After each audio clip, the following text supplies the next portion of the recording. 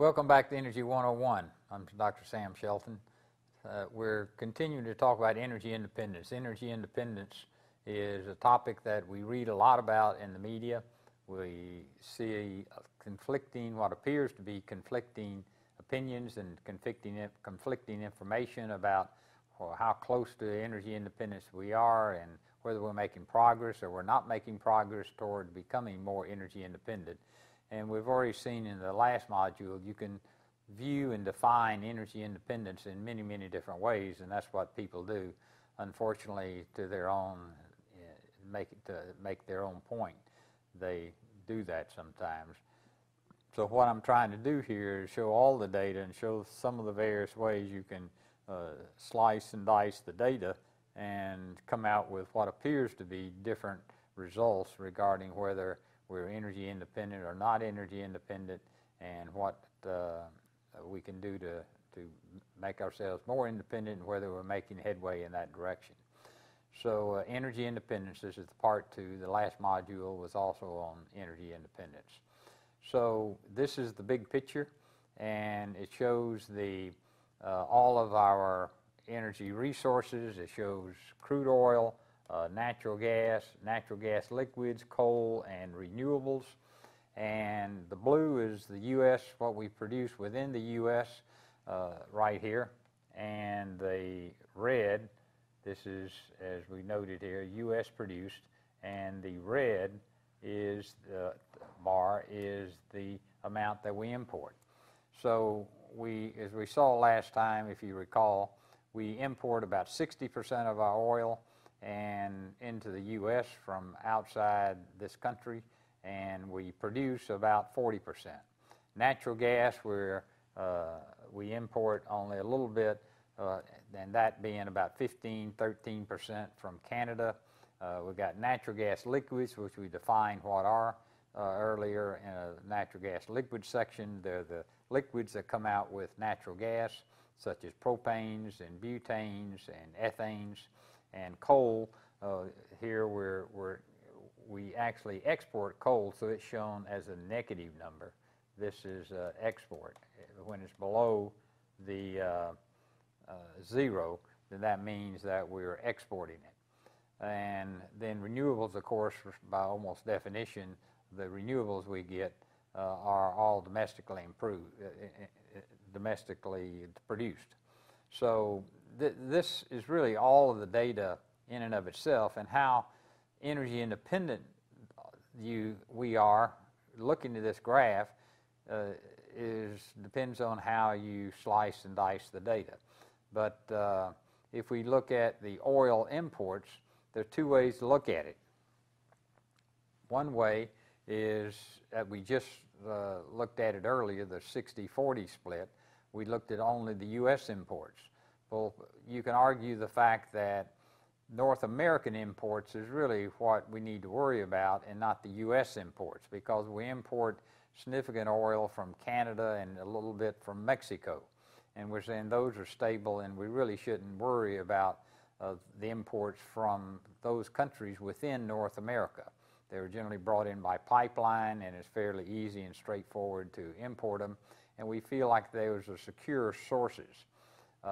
But let me point out, when we'll look at that in just a minute, but let me point out there's still an economic impact of importing that oil from even Canada and Mexico, and it's a significant economic impact on the U.S. and this dollars flowing out that could stay here and improve our economy.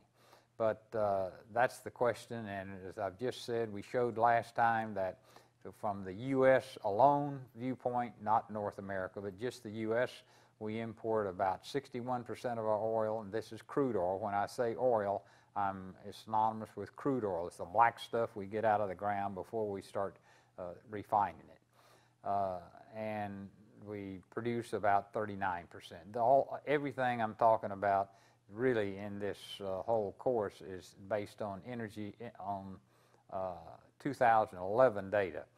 I don't like to look at monthly data. It gets more erratic. It's hard to make conclusions from it.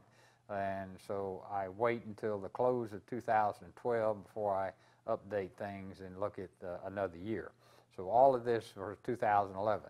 By the way, it looks like that we will produce more in 2012 than we did in 2011, and we imported a smaller percentage. So that's this 61% will go down in 2012. We expect it to, and the U.S.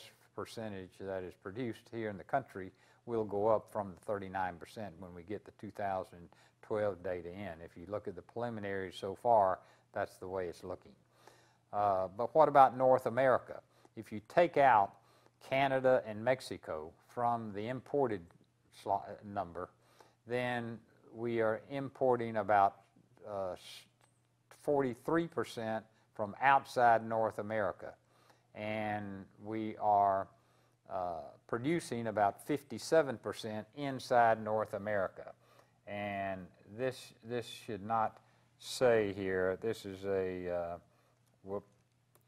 go back, this is a mistake that I have here on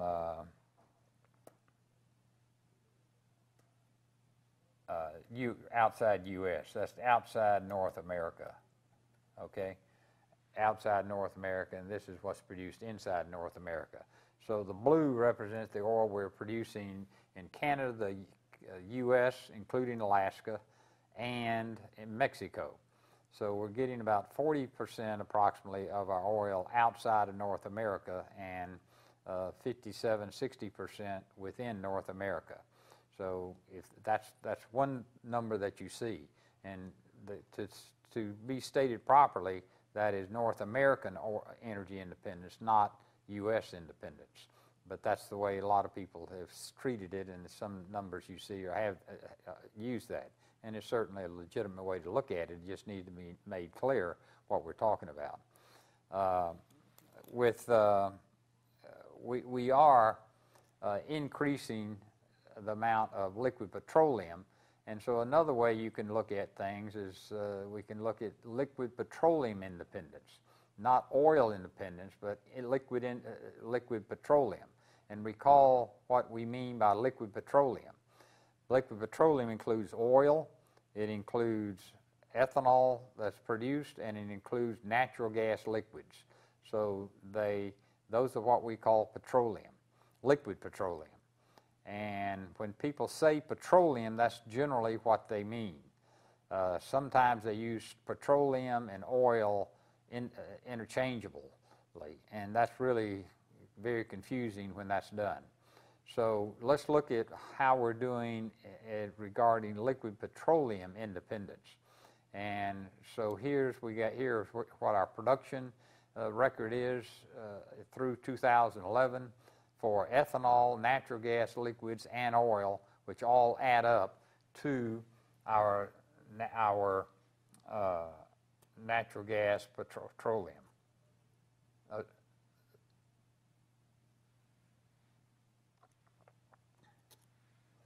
So here's the ethanol, here's the natural gas liquids, and here is the oil. And you notice, as we've seen before, our oil production has increased, our natural gas liquids has increased, and our ethanol production has increased. Now, we talked a little bit before about whether these three liquid petroleums should be added together. They really, in my mind, should only be added together if they're totally interchangeable. Well, on a near-term basis, they are not interchangeable in many ways on a one-to-one basis. I've already talked about natural gas liquids are used for several things, like ethanes are used to make ethylene and polyethylene plastic bags. For instance, your trash bags are made from ethane that comes from natural gas liquids, not from oil. Ethanol, what about ethanol? Well, ethanol is a direct displacement of oil that is used for gasoline in our transportation system. However, we've noted before, a barrel of ethanol does not contain the same amount of energy as a barrel of oil. So you shouldn't really be adding those together on a one-to-one basis. It takes about 1.7 barrels of ethanol to displace 1 barrel of oil. So we really ought to be cutting the ethanol production by about 50% almost, about 40% to be exact, in order to, before we add it to the oil production. So there's a lot of nuances here, and you have to be careful when you're adding different energies types, energy sources particularly such as this, because they all do not have the same value, and which means several things. That number one, they can't be interchanged and they can't displace each other on a one-to-one basis. But anyway, that's a lot of the data that you're seeing is showing that. And on that basis, from the viewpoint of liquid petroleum, our imports come down to 50%. 50% is what our imports come down to there, and from 60%. And here's the oil produced, and that means liquid petroleum. And here, that's oil. And this is ethanol, and here's natural gas liquids. So what we've done here, we made the pie bigger by adding these two for energy production to add to our oil, and that means that this percentage goes down. So it went down from 60% to about 50% by adding this to the oil to talk about liquid petroleum. So it's certainly a reasonable way to look at it, but when you're quoting these numbers, you need to be careful and define exactly what you're talking about. And you're talking about liquid petroleum, or what some people refer to as merely petroleum, rather than oil. So in a nutshell, about 60% of our U.S. oil used is produced in North America, and 40% is imported from outside North America, regarding North America. And back to just looking at the North American versus U.S. So that's just shows us some of the various ways that we can look at energy and oil independence. Thank you.